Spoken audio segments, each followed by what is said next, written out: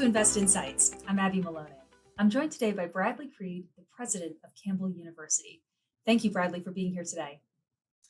Thank you, Abby. It's good to be with you. Brad, you and your wife are both educators and acutely aware how the apparent value of higher education has changed over time. What are some of those key misconceptions or myths that you would like to dispel about the value of higher education? And what are some innovative examples of this from your university? So I think the most common misconception that I deal with now, and I've been doing this for 30 years, is that there's just a questioning of the value of higher education, the return on investment. Is it worth what it costs? And it's undeniable that the cost of getting a higher education has increased. But study after study will show that in a number of leading indicators, whether it's wellness and health, whether it's an index of happiness, whether it's your satisfaction with life, actually the financial investment. If you want to ensure that you have a better life, then get a college education. It's going to pay off in the end. We do all that we can here at Campbell, a private university, to raise scholarship funds, and our donors are very generous because many of them have benefited from that and they know the value.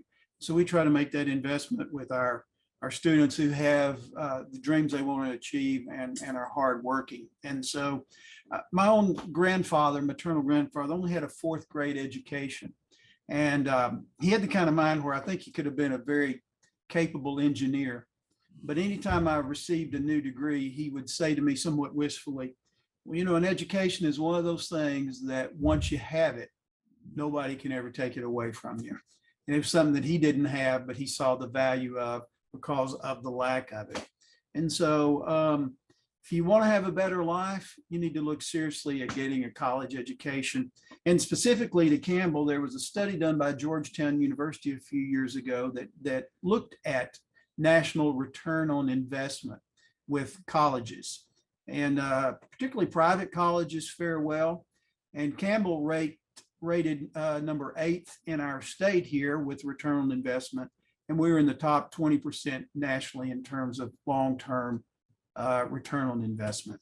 So think about the value of an education, very broadly conceived, and its impact on you, your family, over a lifetime. A common theme that arises in conversations with employers relates to a growing gap between hard technical skills that students are proficient in and soft interpersonal skills where they lack. How are universities such as yours key to helping bridge that gap, and what creative methods are you instituting to make that happen? Well, in the critique that's given of higher education today that it costs too much, you also hear another concern that students aren't being prepared for the life of work and for the marketplace. Fortunately, at Campbell, we're a pretty complex university for our size. We have about 6,000 students, but we have a number of graduate and professional programs. We have a school of medicine, a law school, just to name a few, and a number of health sciences programs. So in those programs specifically, you're working on discipline-specific hard skills. We have a school of engineering, and you have to have some skills that are specific to engineering to be an effective engineer. But it's not a zero-sum game between the so-called hard skills and the soft skills. If you look at the National Association of Colleges and Employers, they identify the skills that employers identify as being essential for professional development and effectiveness in the marketplace. And I don't even like to use the word soft skills. These are critical skills. Communication is one. How do you get up and make a speech or make a presentation? Writing clearly and lucidly. Working in teams. If you accomplish things in your workplace, rarely are you going to be a standalone lone ranger. You're going to work with others.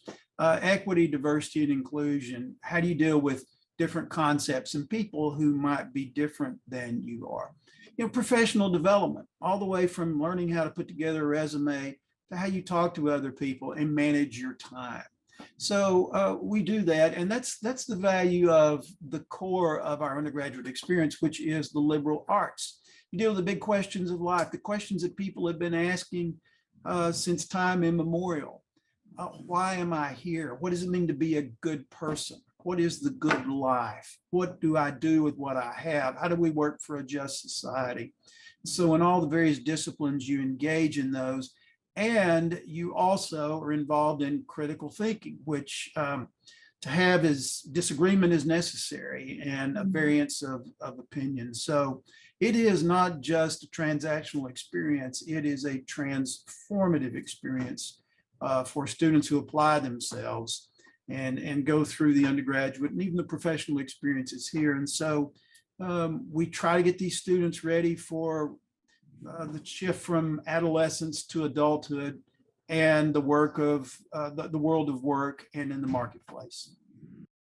It seems that we're on our way to entering a post-pandemic era, and most would agree that higher education was one of the sectors most impacted.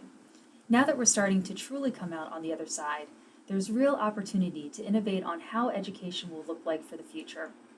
How will that innovative future look like for Campbell? And what are some of the creative ideas that you and your team are currently working on? 2 years ago, we said as we went into this with having a sense of our lives flashing before our eyes. I mean, it was a precarious situation. And I don't know how many times I can use the word unprecedented. It was all of that. But going into it, we knew that we needed to think seriously about what we would keep that we have done differently during COVID. I think one area is the use of technology in learning. Fortunately, we were able to pivot because we had a number of online programs and we even offer several degrees that are totally online. And so how do we continue to capitalize on the beneficial aspects of technology with online programs, hybrid learning, so that it can be an effective tool for pedagogy? At the same time, you're looking at high tech, you cannot lose high touch. They both have to be held in tension. So I am recommitted to the residential undergraduate learning experience. We've seen our students, and we hear this from other educators, in K through 12, how much students have lost during this time, not only in terms of academic skills and performance skills and so forth, but just in terms of their own social development and well-being. And so the learning experience in community, having a sense of belonging, being engaged is very important to what we're doing. So we're balancing those out. And the pandemic, as terrible as it has been, has afforded us an opportunity to look very carefully at these these challenges. And we do nothing less than to take it seriously going forward. As we conclude today's discussion on creativity, how would you define creativity? And what does that look like for Campbell University and higher education moving forward? We normally think of creativity associated with the arts, somebody in music or the performing or visual arts. A corollary to that is innovation. And we started in 1887 as an academy. On the first day of school, there were 9-year-olds and 19-year-olds together. And we evolved into a junior college and a 4-year college, and now we're a level 6 university. But I think from the very beginning, it was baked into who we are, you might say our DNA, that we would be creative in starting new programs and at least exploring those. And I go back to some of the old college catalogs, like in the 19 teens, they were real excited about a new program they had in telegraphy. If you remember the telegraph, that was a new technological innovation in communication. And we gave students skills in that. But the history of Campbell has been a history of having programs that are mission driven and market responsive. And that goes all the way back to the beginning, but we started a law school a little over 40 years ago.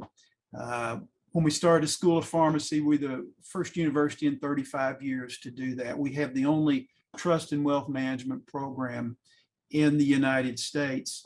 And I could go down the list with the series of programs that has brought some synergy. We look at a lot of different things, and of course, people don't hear about the ones that we considered and we never started, but that's a part of who we are here. Not just looking at new programs, but how we reinvent what we have. Asking very hard questions if programs have sort of run their course. And so there's that culture here we've tried to cultivate where within limits, failure is not fatal. We encourage people to try new ideas and explore them. And so that's a bit about how creativity works at Campbell, and it's a part of who we are. Well, thank you so much, Brad. Thank you, Abby. It's nice to be with you today. That was Bradley Creed, the president of Campbell University. If you enjoyed this video, don't forget to like and subscribe to our channel to hear more CEOs and thought leaders share their opinions and advice on today's business climate. Until next time, I'm Abby Malone, and this has been Invest Insights. Thanks for tuning in.